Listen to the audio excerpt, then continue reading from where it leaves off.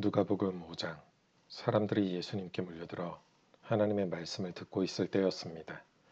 예수님은 게네사렛 호숫가에 서 계셨습니다. 예수님께서 호숫가에 배 두 척이 놓여 있는 것을 보셨습니다. 어부들은 배에서 내려 그물을 씻고 있었습니다. 예수님께서 그중 하나인 시몬의 배에 오르셨습니다. 예수님께서 시몬에게 배를 육지로부터 조금 떼어 놓으라고 하시고 배에 앉으셔서 사람들을 가르치셨습니다. 말씀을 다 마치시고 예수님께서 시몬에게 말씀하셨습니다. 깊은 데로 가서 그물을 내려 고기를 잡으라. 시몬이 대답하였습니다. 선생님, 우리가 밤새도록 수고하였지만 아무것도 잡지 못했습니다. 그러나 선생님의 말씀대로 그물을 내리겠습니다. 그대로 하니 고기를 그물이 찢어질 정도로 많이 잡게 되었습니다. 그래서 다른 배에 있는 동료들에게 손짓을 하여 도와달라고 하였습니다. 그들이 와서 고기를 두 배에 가득 채우니 배가 가라앉을 지경이었습니다. 시몬 베드로가 이것을 보고 예수님의 무릎 앞에 엎드려 말했습니다. 주님, 제게서 떠나 주십시오. 저는 죄인입니다. 베드로와 그와 함께 있던 동료들은 자신들이 잡은 고기를 보고 놀랐던 것입니다. 세베대의 아들이면서 시몬의 동료인 야고보와 요한도 놀랐습니다. 예수님께서 시몬에게 말씀하셨습니다. 두려워하지 마라. 이제부터 너는 사람을 낚을 것이다. 그들은 육지에 배를 댄 후 모든 것을 버려두고 예수님을 따라갔습니다. 예수님이 어떤 동네에 계실 때 온몸에 문둥병이 걸린 사람이 있었습니다. 그가 예수님을 보고 머리를 숙여 간청하였습니다. 주님이 원하시면 저를 깨끗하게 하실 수 있습니다. 예수님께서 손을 내밀고 그에게 대시며 말씀하셨습니다. 내가 원한다. 깨끗하게 되어라. 그 즉시 문둥병이 그에게서 사라졌습니다. 예수님께서는 이 일을 아무에게도 말하지 말라고 이르셨습니다. 그리고 가서 제사장에게 내 몸을 보여라. 또 모세가 명령한 대로 내가 깨끗하게 된 예물을 드려라. 그래서 사람들에게 증거를 삼아라 고 말씀하셨습니다. 그런데도 예수님에 관한 소문은 더욱더 멀리 퍼져나갔습니다. 많은 사람들이 예수님의 말씀을 듣고 병을 고치기 위해 모여들었습니다. 그러나 예수님께서는 홀로 광야로 가셔서 기도하셨습니다. 어느 날 예수님께서 가르치고 계실 때 갈릴리와 유대의 모든 마을과 예루살렘에서 온 바리새파 사람과 율법 학자들도 거기에 앉아 있었습니다. 주님의 능력이 예수님과 함께 하셔서 사람들을 고쳤습니다. 그때 어떤 사람들이 중풍병에 걸린 사람을 침상에 눕힌 채로 데려왔습니다. 이들은 병자를 데리고 가서 예수님 앞에 보이려고 했습니다. 그러나 사람들이 너무 많아서 예수님께 데리고 갈 방법을 찾을 수가 없었습니다. 그들은 지붕 위로 올라가서 지붕을 뚫고 환자를 침상에 누인 채 예수님 앞 한가운데로 매달아 내렸습니다. 그들의 믿음을 보시고 예수님께서 환자에게 말씀하셨습니다. 친구여, 내 죄가 용서받았다. 율법학자들과 바리새파 사람들이 속으로 생각하기 시작했습니다. 이 사람이 누구인데 하나님을 모독하는가? 하나님 외에 누가 죄를 용서할 수 있단 말인가? 예수님께서 그들의 생각을 아시고 그들에게 대답하셨습니다. 왜 마음속에 그런 생각을 하느냐? 내 죄가 용서받았다 라고 하는 것과 일어나 걸으라고 말하는 것 중에서 어느 것이 더 쉽겠느냐? 그러나 인자가 이 세상에서 죄를 용서하는 권세를 가지고 있다는 것을 알려주려는 것이다. 예수님께서 중풍병자에게 말씀하셨습니다. 내가 말한다. 일어나 내 침상을 가지고 집으로 가거라. 그 즉시 그 사람은 사람들 앞에서 일어났습니다. 그리고 자신이 누웠던 침상을 들고 하나님께 영광을 돌리며 집으로 돌아갔습니다. 사람들이 놀라움에 사로잡혔습니다. 사람들은 하나님께 영광을 돌리고 두려워하며 말했습니다. 오늘 우리가 신기한 일을 보았다. 그 후에 예수님께서 길을 가시다가 레위라는 세리가 세관에 앉아 있는 것을 보시고 그에게 말씀하셨습니다. 나를 따르라. 레위는 모든 것을 버려두고 일어나 예수님을 따라갔습니다.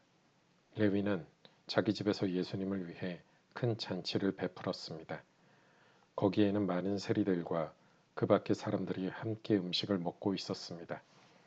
바리새파 사람들과 율법학자들이 예수님의 제자들을 비방하였습니다. 왜 당신들은 세리들과 죄인들과 더불어 먹고 마십니까? 예수님께서 그들에게 대답하셨습니다. 의사가 필요한 사람은 건강한 사람이 아니라 병든 사람이다. 나는 의인을 부리려고 온 것이 아니라 죄인을 불러 회개시키려고 왔다. 사람들이 예수님께 말했습니다. 요한의 제자들은 자주 금식하고 기도를 합니다. 바리새파 사람들도 이같이 합니다. 그런데 당신의 제자들은 항상 먹고 마시는군요. 예수님께서 이들에게 말씀하셨습니다. 신랑이 결혼잔치에 손님들과 함께 있는데 이들에게 금식하라고 할 수 없지 않느냐. 그러나 그들이 신랑을 빼앗길 때가 올 텐데 그때는 금식할 것이다. 예수님께서 이들에게 비유를 말씀하셨습니다. 아무도 새 옷에서 한 조각을 떼어내어 낡은 옷에 붙이지 않는다. 만일 그렇게 하면 새 옷은 찢어지고 새 옷에서 떼어낸 그 조각이 낡은 옷에 어울리지도 않을 것이다. 아무도 새 포도주를 낡은 가죽 부대에 넣지 않는다. 만일 그렇게 하면 새 포도주가 그 가죽 부대를 터뜨려서 포도주는 쏟아지고 가죽 부대도 망가질 것이다. 새 포도주는 새 가죽 부대에 넣어야 한다. 아무도 묵은 포도주를 마시고 나서 새 포도주를 원하지 않는다. 왜냐하면 묵은 포도주가 더 좋다라고 하기 때문이다. 누가복음 6장. 안식일에 예수님께서 밀밭 사이로 지나가셨습니다. 제자들이 밀 이삭을 잘라 손으로 비벼서 먹었습니다. 그러자 몇몇 바리새파 사람들이 말했습니다. 어찌하여 당신들은 안식일에 해서는 안 되는 일을 합니까? 예수님께서 그들에게 대답하셨습니다. 너희들은 다윗과 그 부하들이 굶주렸을 때 다윗이 한 일을 읽어보지 못했느냐? 다윗은 하나님의 집에 들어가서 제사장들 외에는 그 누구도 먹어서는 안 되는 진설병을 먹고 자기 부하들에게도 주지 않았느냐? 예수님께서 바리새파 사람들에게 말했습니다. 인자는 안식일의 주인이다. 또 다른 안식일에 예수님께서 회당에 가셔서 가르치고 계셨습니다. 거기에 오른손이 오그라든 사람이 있었습니다. 율법학자들과 바리새파 사람들이 예수님께서 안식일에 사람을 고치시는지 보기 위해 살피고 있었습니다. 그들은 예수님을 고소할 거리를 찾으려고 하였습니다. 예수님께서 그들의 생각을 아시고 손이 오그라든 사람에게 말씀하셨습니다. 일어나 앞으로 나오너라. 그러자 그 사람이 일어나 앞으로 나왔습니다. 예수님께서 말씀하셨습니다. 너희에게 묻겠다. 안식일에 선한 일을 하는 것이 옳으냐, 악한 일을 하는 것이 옳으냐, 생명을 살리는 것이 옳으냐, 죽이는 것이 옳으냐. 예수님께서 주위에 있는 사람들을 둘러보신 후 그 사람에게 말씀하셨습니다. 내 손을 내밀어라. 그 사람이 그렇게 하니 그의 손이 회복되었습니다.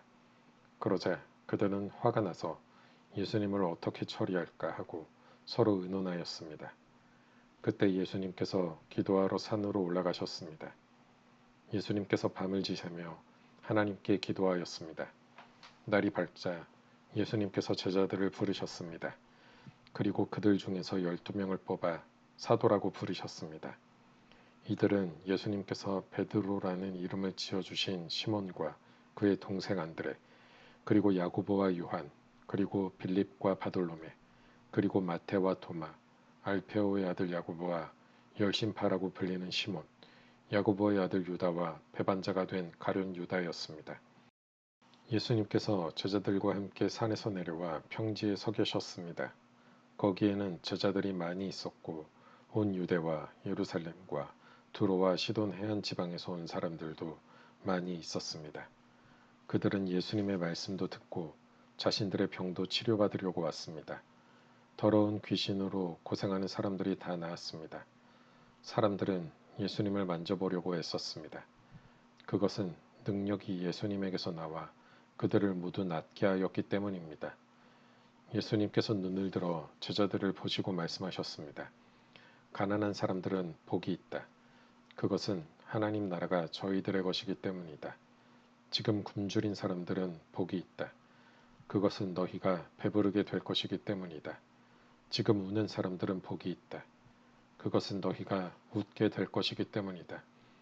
인자 때문에 사람들이 너희를 미워하고 너희를 배척하고 욕하고 누명을 씌울 때 너희에게 복이 있다. 그날에 기뻐하고 뛰어놀아라. 이는 하늘에서 너희의 상이 크기 때문이다. 그들의 조상들도 예언자들을 그렇게 대하였다. 그러나 너희 부자들은 화가 있다. 너희는 이미 위로를 다 받았다. 지금 배부른 너희들은 화가 있다. 너희가 굶주리게 될 것이다. 지금 웃는 사람들은 화가 있다. 너희가 슬퍼하며 울게 될 것이다. 모든 사람들이 너희를 칭찬할 때에 화가 있다. 그들의 조상들도 거짓 예언자들을 그렇게 대하였다. 내 말을 듣는 너희에게 말한다. 너희 원수를 사랑하고 너희를 미워하는 사람들에게 잘해주어라. 너희를 저주하는 사람들을 축복하고 너희를 모욕하는 사람을 위해 기도하여라. 누가 내 뺨을 치거든 다른 뺨도 돌려대라. 누가 내 겉옷을 빼앗거든 속옷도 거절하지 마라. 달라는 사람은 누구에게든지 주어라. 내 것을 빼앗는 사람에게 돌려달라고 하지 마라. 너희는 다른 사람이 내게 해주길 바라는 대로 다른 사람에게 해주어라. 너희가 만일 너희를 사랑하는 사람만 사랑한다면 칭찬받을 것이 무엇이냐? 죄인들도 자기를 사랑해주는 사람은 사랑한다. 너희가 만일 너희에게 잘해주는 사람에게만 잘해준다면 칭찬받을 것이 무엇이냐? 죄인들도 그렇게는 한다. 너희가 만일 되돌려받을 수 있겠다고 생각하는 사람에게 구워준다면 칭찬받을 것이 무엇이냐? 죄인들도 그대로 돌려받을 생각으로 죄인들에게 구워준다. 너희는 원수를 사랑하고 좋게 대하며 되돌려받을 생각을 하지 말고 구워주어라. 그러면 너희의 상이 클 것이고 가장 높으신 분의 아들이 될 것이다. 이는 하나님께서는 은혜를 모르는 사람과 악한 사람에게도 자비로우시기 때문이다. 너희의 아버지가 자비로우신 것처럼 자비로워져라. 비판하지 마라. 그러면 너희도 비판을 받지 않을 것이다. 비난하지 마라. 그러면 너희도 비난을 받지 않을 것이다. 용서하여라. 그러면 너희도 용서받을 것이다. 주어라. 그러면 너희에게도 주어질 것이다. 되를 누르고 흔들어 넘치도록 재어서 너희의 품에 안겨주실 것이다. 너희가 남에게 줄 때에 잰 분량만큼 너희가 도로 받을 것이다. 그리고 예수님께서 이런 비유를 그들에게 말씀하셨습니다. 보지 못하는 자가 보지 못하는 자를 안내할 수 있느냐? 둘 다 구덩이에 빠지지 않겠느냐? 학생이 선생보다 더 나을 수 없다. 그러나 누구든지 다 배우고 나면 선생과 같아질 것이다. 어찌하여 너는 형제의 눈에 있는 작은 티는 보면서 내 눈 속에 있는 큰 통나무는 보지 못하느냐? 내가 자신의 눈 속에 있는 큰 통나무는 보지 못하면서 어떻게 형제에게 형제여 내 눈 속의 티를 빼어주마 라고 말할 수 있느냐? 위선자여 우선 내 눈 속에 있는 통나무나 빼내라. 그런 다음에야 내 눈이 잘 보여서 형제의 눈 속에 있는 티를 뺄 수 있을 것이다. 좋은 나무가 나쁜 열매를 맺을 수 없고 또 나쁜 나무가 좋은 열매를 맺을 수 없다. 나무마다 그 열매로 한다. 가시나무에서 무화과를 얻을 수 없고 가시덤불에서 포도를 딸 수 없다. 선한 사람은 그 마음속에 선한 것을 쌓았다가 선한 것을 내고 악한 사람은 그 마음속에 악한 것을 쌓았다가 악한 것을 낸다. 왜냐하면 사람은 그의 마음속에 쌓여있는 것을 말하기 때문이다. 너희는 나에게 주여 주여 하면서 왜 내가 말한 것은 행하지 않느냐? 누구든지 내게 와서 내 말을 듣고 그대로 하는 사람이 어떠한 사람과 같은지 너희에게 보여주겠다. 그는 땅을 깊이 파고 바위 위에 기초를 놓고 집을 짓는 사람과 같다. 홍수가 나서 물이 세차게 들이치나 그 집을 넘어뜨릴 수 없다. 그것은 집이 잘 지어졌기 때문이다. 그러나 내 말을 듣고도 그대로 행하지 않는 사람은 기초 없이 땅 위에 집을 지은 사람과 같다. 물이 들이치자 그 집이 즉시 무너졌고 피해가 컸다.